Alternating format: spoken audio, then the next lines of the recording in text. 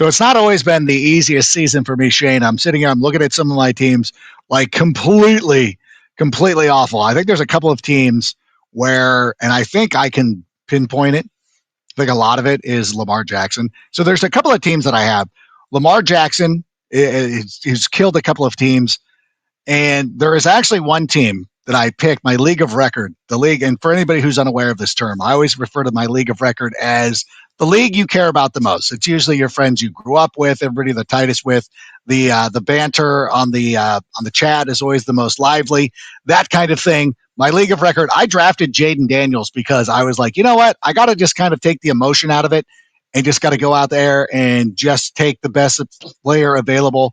And somehow I've managed to overcome losing Jaden Daniels, but I can't do that with Lamar Jackson because I think Lamar Jackson, you're still compelled to start him, even though he's been terrible. But I've got the perfect person to talk about with this. So Shane, let's go ahead and start the show.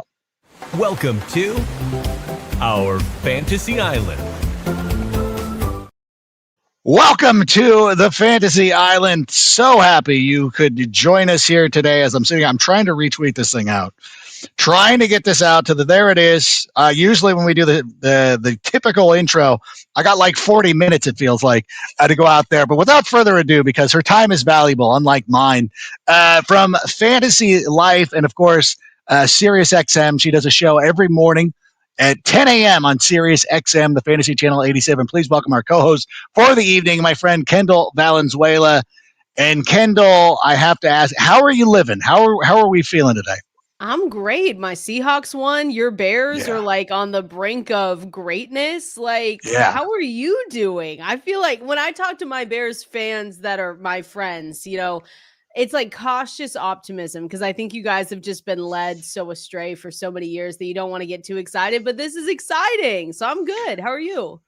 No, it's really good. And I think that the way that they played against the Philadelphia Eagles, just going out there and absolutely bullying them, like kind of taking them apart, like really sort of just took it to the Philadelphia Eagles, really imposed their will.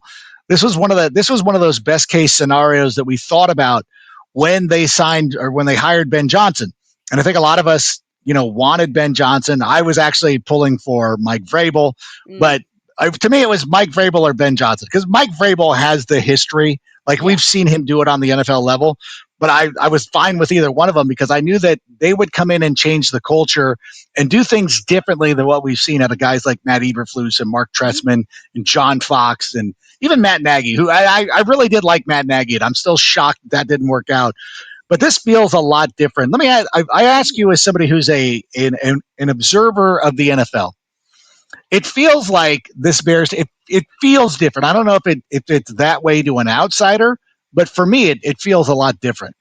Oh, it feels different for sure. I think you asked me 6 weeks ago if this team was a playoff team, and I was on the fringe. I said, I think they could be, but maybe not this year. And I think that I think Ben Johnson is the answer for you guys. And I know that, Caleb Williams, you still have a lot of questions, I think, with Caleb Williams and if he can be the guy. And I fully believe actually that he could be. But I know you've got accuracy concerns and all of that. But outside looking in, there's no dominant team in the NFL this season. Adam and I talk about this all the time. There's no team where we say, book their ticket to the Super Bowl. They're going to breeze through the playoffs and everything's going to look great. So I think for what they're doing right now and the wins that they're getting, there's no need to apologize anymore. Like they're going to win in the grittiest of ways. And then with no dominant team in the NFL, I don't know if there's really a team like standing in their way besides themselves for the push. I'm excited for them. I kind of believe.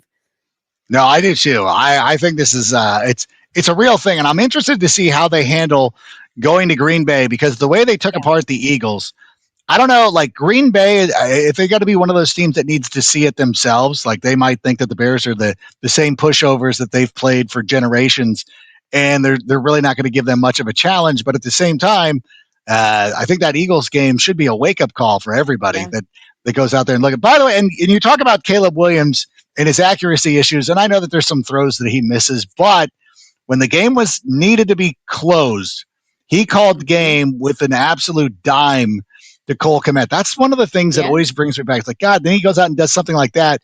And I was ready to be upset that he didn't take the easy throw to DeAndre Swift, but he went out there and said, you know what, I'm going to call a game right here and threw it to Cole Kmet. But I don't know. I thought that was impressive.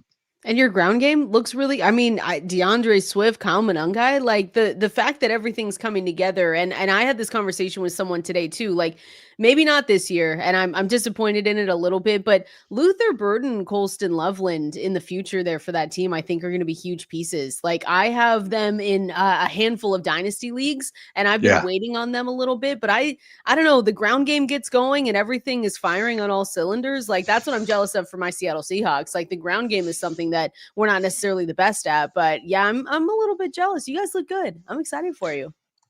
I was gonna say, like, obviously what the Bears duo did on Friday is not the norm. They don't run for Yeah. 100 yards each of them every week. But when you think of it, when you look at that and you think about Zach Charbonnet and Kenneth Walker the third, you talk about a little bit of jealousy. You're like, why can't we do that? Why isn't that our team? I know, and it's one of those things where it just feels like it's going to be like he's going to be the Achilles heel for Kenneth Walker managers because he's going to continue. I know it was like some say it was garbage time. You know, they had the Vikings were not scoring on the Seattle Seahawks defense, so I get it. But on this at the same time, yeah, it just feels like I don't know if they just want to keep Kenneth Walker healthy the rest of the season and make sure that he's good to go for a push to the playoffs. But to me just using my eyes and watching these games, like Kenneth Walker is the better running back, but they're still going to keep Zach Charbonnet involved, even more so like we see with Bijan Robinson and Tyler Algier right now, where Tyler Algier is still going to be involved depending on the game script and everything else like that, going to take away some touchdowns. That's just where we're at with the Seahawks. So kind of just have to roll with it.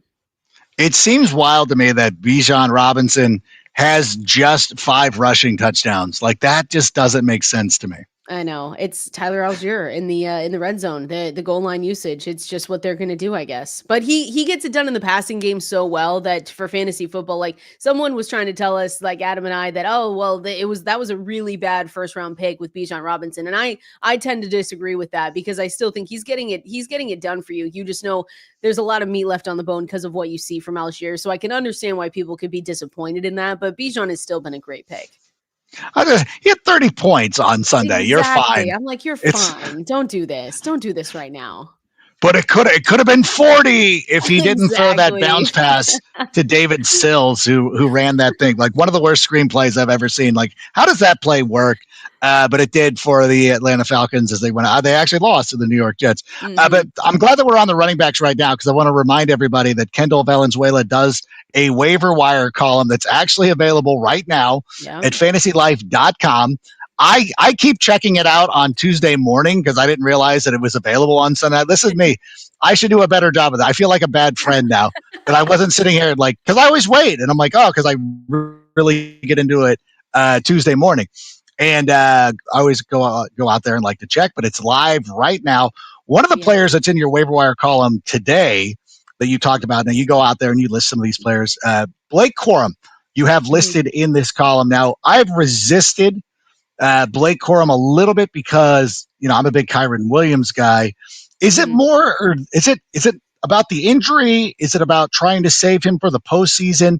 Why are we seeing more Blake Corum over the last number of weeks? Yeah, I think a little bit of the injury, right? I mean, Kyron Williams has been banged up. He left that game yesterday, Sunday, and then was able to return. So I still think, like, regardless of everything, it's Kyron Williams' world. And if he's still out there, they're going to obviously give him the big workload. But I think for me, when I look at Blake Corum, when we talk about handcuffs and making sure that you're in the right place going into the fantasy playoffs, if you have Kyron, you need to make sure that you have Blake Corum. There's no question about it at this point in the season. You just need to be doing that. And I understand people don't like to handcuff some of their guys. They say, oh, well, it's, they're getting me nothing on my bench or whatever else. But Blake Corum is going to be someone. He finished 7 carries, 81 yards and a touchdown. He'd be an immediate RB1, obviously, if Kyron Williams went down. But I think I'd actually, and I've talked with Ian Hartitz about this, I would rank Blake Corum maybe higher than I do Kyron Williams because Jarquez Hunter has not been involved. So if you look at someone that would get 100% of the workload, it would be Blake Corum. And that's just if an injury happens. I know, again, some people don't play like that where they just say, well, if an injury happens, they'll go to the waiver wire that week. But this is someone you want to be early on because he is getting, like you said, some of the work out of the backfield. It's not just Kyron Williams 100% of the time. So, yeah, he's one of my top running back waiver wire guys to go and get.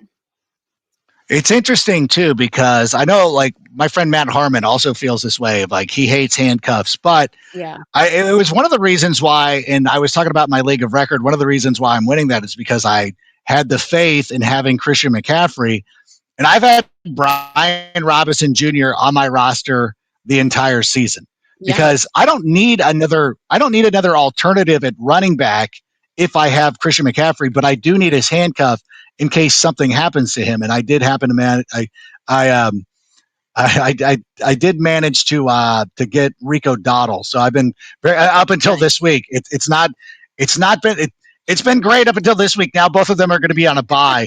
Um, but it's one of those things. One player that you did have in your waiver wire column. It's unfortunate because he is gone in my league of record because the guys in this league, and I don't know if you find this.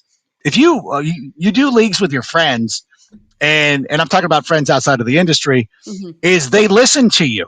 Oh, So yeah. they're like, oh, like why is Devin Neal on your roster? Like, well, you mentioned him 2 weeks ago. I'm like, that's not for you. That's for everybody else. Um, but Devin Neal is how do we feel about him? I notice he's highly listed on your column Yeah. here. How are we feeling about Devin Neal? Yeah, I like Devin Neal. I think the same reason for the same reasons that we talked about a couple weeks ago, saying, and it was the same conversation when we were talking about Kendra Miller. I was saying Kendra Yeah. Miller all season long because it was just whoever was behind Alvin Kamara in the depth chart. That's who you wanted. So when Kendra Miller was placed on IR, season ending injury, you go, okay, who's the next guy up? And it's Devin Neal. And we actually saw Devin Neal with a really nice workload yesterday. And Taysom Hill wasn't as involved as I think other people might have thought he would have been. So Devin Neal to me is another top running back where, again, deeper formats. If you're in a 10-team, 12-team league, you don't necessarily need to be, scraping the waiver wire for Devin Neal. But I just still stand by the idea that maybe this Saints team shuts Alvin Kamara down towards the back half of the season. And we're kind of there. Like we're going into week 14. The same way I feel about maybe Chris Olave with that back injury. They might say to themselves, we have nothing to play for. Where I think right now they're mathematically eliminated from the playoffs, just like the Giants are. So when you have that combination of a team that has nothing to play for and having good players that they want to make sure are healthy throughout the next season, 2026, I just look at Devin Neal and I say to myself, you know what? He could get a big workload in the fantasy playoffs, and that's not someone you usually can pick up off the waiver wire heading into week 14. So he was more of a priority last week. I think he's over 50% rostered right now, but if he's still floating around out there, you should definitely check him out. And you had Malik Davis listed here Oh too. yeah. Again, is this one of those situations? Javonte Williams. If you have Javonte Williams, I feel like Yep. it's negligence if Mhm. you do not have Malik Davis. I know he started. He was being mentioned on your show last week, Yeah. but now it might be too late. Like people might like if you weren't listening last week to the Fantasy Life show, the water cooler there. It might be too late. But is Malik Davis a priority for you? He's a priority if you have Javonte Williams. If you're in a deeper format like my GST team with Adam Ronis, I made sure to put bids on him, like you said last week, just in case, right? Because if you're in those, Adam, those 14-team leagues, those 16-team leagues, you have no one available to you. It's just so Yeah. brutal to try and find anyone. So it was also the idea that we thought Jaden Blue was going to be that backup running back there, because of course, why would we expect anything else? Because they spent draft capital on him this year. But it wasn't him and it's not him and it continues to not be him. So it looks like it's Malik Davis who, found the end zone. It was his first time doing that since 2022 or something like that. So I wouldn't say high priority. I don't think you need to spend a ton of money on him. But if you do have Javonte Williams, it's important. Get him now, because if Javonte Williams were to unfortunately go down in that Thursday night game, you'd have everyone knowing that it's now time to go and get Malik Davis. You want to be a week ahead, couple weeks ahead, and just plan for the worst and hope for the best. Yeah, it's one of those situations too that before that Thursday night game, you need to pick up Malik Davis, put him on your roster, and Mhm. then let's say Javonte Williams is fine, he gets to the game. If you're in a position where you have to drop somebody and you need to drop Malik Davis and then try again the following week, that's fine. But like really somebody that needs to be a high priority Exactly. on your roster. By the way, I want to let everybody know that this show is being fueled by our friends at Huel. One of the best meal replacement supplements that you can get out there anywhere. And right now, you can try Huel for a 15% discount. That's for first time customers only. Go to Huel.com/sick Bears. That's Huel.com/sickbears. You will get 15% off your first order. You can get a subscription started, do all kinds of cool stuff. It's the meal replacement system that I use. It's coming through clutch for me. These are long days. I need that quick boost, and I don't want to go through the drive-through, so I use one of the meal replacement shakes from Huel. And also want to remind everybody that this week the Bears are on the road in Green Bay. And if you're looking for some place to watch the game, how about Twisted Shamrock, the place to be for Chicago sports, whether you're a fan of the Bears, Bulls, Cubs, White Sox, Blackhawks, Sky, or Fire. Game day is better at Twisted Shamrock. They have giant screen televisions in their private party room over the main bar and, of course, outside on their amazing patio. And I will be there on December 13th, the night before the Bears take on the Cleveland Browns. We'll be doing a quick show right there, meet and greet. We'll be trying the old-fashioned and having a great time. So I hope to see you all out there. Speaking of the Chicago Bears, and we talk about these running backs, Kyle Monangai, is it I can't believe, like, every time we do these waiver wire segments, they're like, well, Kyle Monangai is available on 48% of, like, this has got, like, so 52% of the leagues aren't active. It's got to be the gist, yeah? Exactly. Because what are you doing if Kyle Monangai's out there? It's a 1A, you know this, Adam. It's a 1A, 1B situation out there in Chicago. And like you said, you're not going to get, a 100+ range running back every single week. You're just not going to get that. But I mean, he led the team with 50% rush share, finished just behind Swift in snaps, 45% to 53%. So yeah, it's a no-brainer. If Kyle Monangai, forget everything we just talked about, forget all the running backs we just talked about. If Kyle Monangai, for whatever reason, is out there for you, you go and pick him up, because right now I have him ranked going into this weekend. And those will be up tomorrow, my rankings. But mid-range RB3 is where I have him, and Swift, like, both playable going into this weekend. Yeah, I really do believe the Bears are going to attack the Packers probably in a very similar fashion. Although, the one thing about Ben Johnson is that he's played against the Green Bay Packers quite a lot. And so he knows how to attack that defense. So what we saw in Philadelphia might not be what we see this week in Green Bay, but still, we need to have both those guys rostered. Another big issue, though, that I've seen, and I talked about this, it's like the quarterback position has been, it could be frustrating, because I'm forgetting if I said this on Fantasy Live or if I've already said this here tonight, but I had in a league where it's like we heavily weight the quarterback position, and I missed out on Josh Allen. So I said, well, I'm going to take Lamar Jackson because he's one of the most automatic players in all of fantasy football, and it has been abysmal. I'm not going to win a league. I'm not going to probably even make the playoffs. I'm in danger of not making playoffs in a league, and I blame Lamar Jackson. What about is a desperation play? You have Tyrod Taylor your waiver wire column. Is this where are we thinking? Like, would you rather have Tyrod Taylor or Lamar Jackson right now? I think I was just talking with Ian Hartitz. We did our waiver wire show today, and we talked through the same thing. I think ultimately I'm going to have Lamar Jackson because there's 4 quarterbacks on a bye, QB 7 or 8. So that doesn't put Tyrod Taylor ahead of him. I think it makes Jacoby Brissett in the conversation, but because we're going to be missing Drake May, that does just push all my guys down just a little bit. But I mean, Adam, you have to be nervous, right? I know that we're in the business of always kind of overreacting to things because we have to think so quickly before the next week starts. And we have to think, okay, what's this player going to look like for me in the next 6 days? Should I start him? Should I bench him? But Adam Ronis and I were talking about it, and we said, if he doesn't get it done against the Bengals, whose defense was giving up, averaging 32 points to opposing teams, how can we feel good about him going forward? So the one thing I promised myself that I'm going to do is I can't have him inside the top 5. There's just absolutely no chance that he can be there. And he might be closer to 9 for me than 7. The hard thing with Lamar Jackson, which is that you always talk yourself back into it because you say, well, the ceiling, the floor is higher than all of the other guys combined if he can get there. But this year it hasn't been like that. He hasn't been running. He hasn't been accurate. He hasn't been elusive. It's just been really disappointing. So I'm going to have him closer to QB 8 or 7. I don't have it in front of me, right? I haven't done him yet, but I think that would put him ahead of of Tyrod Taylor. But other guys might be close. Like I'm going to have Goff ahead of him this week. I'm going to have, like I said, maybe Jacoby Brissett. It's going to be tough. Yeah, how do we feel about Jacoby Brissett? Because I'll tell you, in another situation where I have Jaden Daniels, and I think there's a good chance Jaden Daniels might not play another game this season. Maybe they'll run him out there. I don't know why you would, given everything that's going on. Like Joe Burrow made sense because the Bengals are still in it.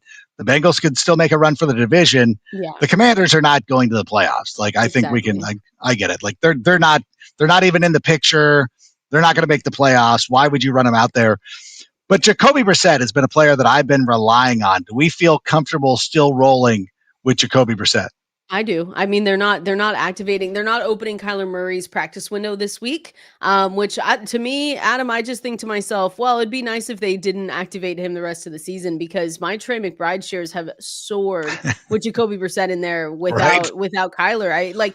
I always say this, but now it's like, it's not as funny as him only getting 2 touchdowns last season because it felt so forced, right? By the end of the season in 2024, they were forcing the ball. I mean, Kyler was forcing it to Trey McBride in the end zone to try and just get those touchdowns. And at the time, it was funny. It was like, wow, okay, Trey McBride didn't catch that many touchdowns in college. Maybe this is just how he looks and how he's going to be in the NFL. And then you have Jacoby Brissett come in and you're like, well, now it's not as funny because now he's, again, a top tight end, like just like he was last year, but he's scoring touchdowns. So to me, I'm okay if I don't see Kyler Murray the rest of the season because I don't think anyone's going to start him with confidence. And again, Jacoby Brissett's been a really good streamer for you week in and week out. I know it's always tough when you look and you just say, well, what's he going to bring me this week? And Marvin Harrison Jr. was banged up after that game. But yeah, I'm comfortable with Jacoby Brissett still. I think he's still at the top of my list. If Sam Darnold's out there too, he's someone that you obviously go and look at. But those two are like in the elite streamer category where they just shouldn't be available anymore.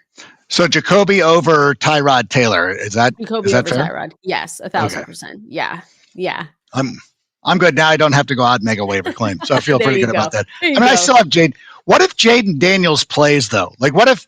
Because this is another thing. Like, it to me, it feels very similar to the conversation that we're having with Lamar Jackson, where I could easily convince myself. Now, the good news is I think I've locked up a bye in this league. So it might not matter one way or the other, but I would still like to play and be competitive just for the other teams that are still fighting for playoff spots. Because it's not like I'm going to get them injured. I feel like somebody was like, do you rest your, like, you don't rest your, like, it doesn't matter. Like whether Jaden Daniels is on my fantasy bench or not does not affect his actual health. Yeah. But if Jaden Daniels does play though, it's like, again, it's the same thing. Like, well, like, he gives you so much upside, but how much is he going to be running? Like that is a big question mark for me.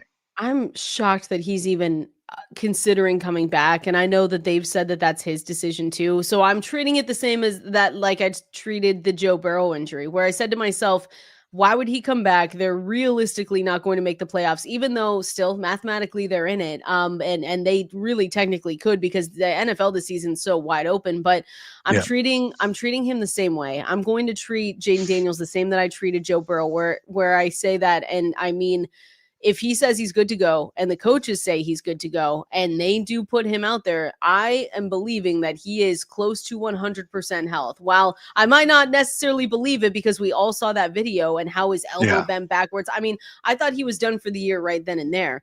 So if he's out there, I'm going to have to rank him like he's going to be healthy. And I'm going to put him it'll be hard for me to rank him outside the top 5 quarterbacks just because of what he can do on the ground. Now we'll see if they actually tell us the truth and if he is going to play, everything. But if they put him out there, I kind of just have to believe that he thinks that he's 100% ready to go. And so I'm going to have to rank him that way. Unfortunately, that's why I'd be careful picking up Marcus Mariota because I could really see a scenario where he just says, I want to be out there. I want to play just like Joe Burrow did. He said he didn't care if they were, in it or not. He just wanted to get back out there because these guys love to compete. So that's why I'd be careful with Marcus Mariota, or unless he's good for this week, and then you get Jaden Daniels coming back. Just don't spend everything. But we're at the time of the year, Adam, where if you have fab left, you might as well just dump it all because you don't get a prize for having it at the end of the year.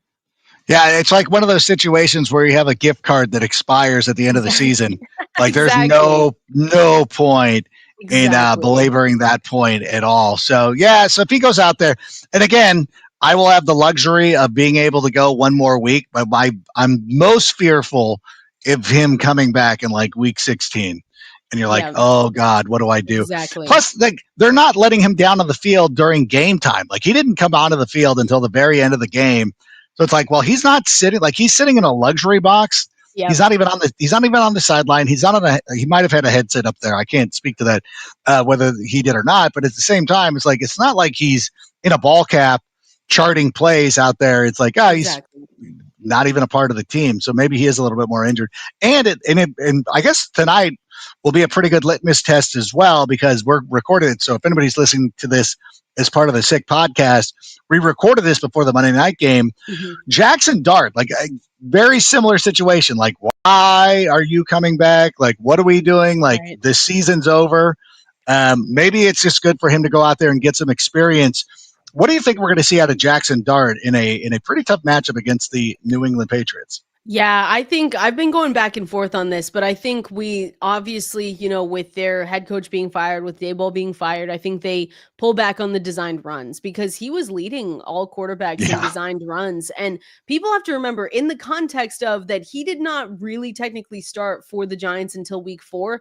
That's absurd numbers. And this was a couple weeks ago when he led in that stat. So it's not going to stand up and hold now. But to me, they have to pull that back because it was just too much. I think Daboll relied a little bit too much on Jackson Dart to save his job, and he kind of knew that they were tethered together and that he could survive if Jackson Dart continued to help this team potentially get wins. So when he went out, it was one of those situations where it was like he was almost being reckless with Dart, and we saw it with that concussion. But I think Dart also needs to just clean it up. I think he was around, where this is an ASU household. We love Cam Scatterbo, but maybe he was around Cam Scatterbo a little bit too much. I was just reckless with his runs. He was lowering his head, lowering his shoulder, not sliding. So I think we still see some design stuff for Jackson Dart, but not at the same level. But the other side of it is that I still think he's a dual threat for us in fantasy football. So I had a hard time putting him outside I believe he's QB 11 this week. yeah. But I had a hard time putting him any lower than that because I still think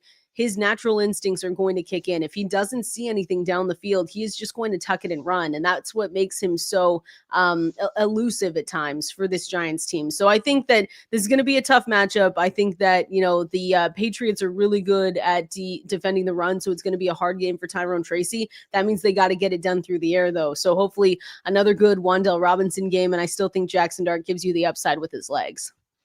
No, I agree with you. And honestly, on that part of it too, it's just a mild tweak for him in the sense of like, look, when you get outside and you're running down the field, you don't have to take on the linebacker. Like Exactly. you can slide. You can Exactly. go out of bounds. As long as Jalen Ramsey's not out there, you should be able to go out there and slide and get a free run to the sideline.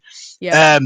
But it's one of those things that like he's just got to learn that. But I agree with you. I would be shocked if they run even one designed run with Yeah. Jackson Dart on Monday night. And again, we could end up dating ourselves here, and we could end up having this blow up in our faces. But want to get one quick question in on before we go. Trevion Henderson, I need 35 points from him tonight. Is this possible? I need somebody to be on board with me saying that she believes that this wild Yes. scenario could actually happen.